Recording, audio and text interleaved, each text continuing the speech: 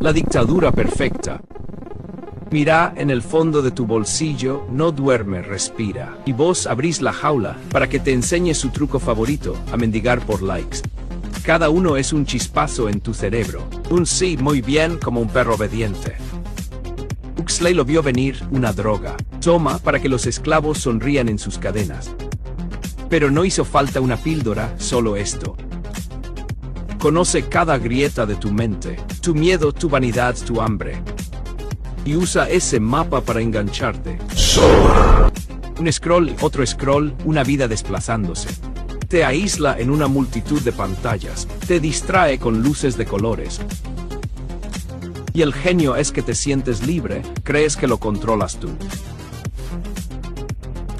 Pero es una celda de lujo, y le has rezado tanto que ya amas sus paredes. Lo ves, por un segundo lo viste.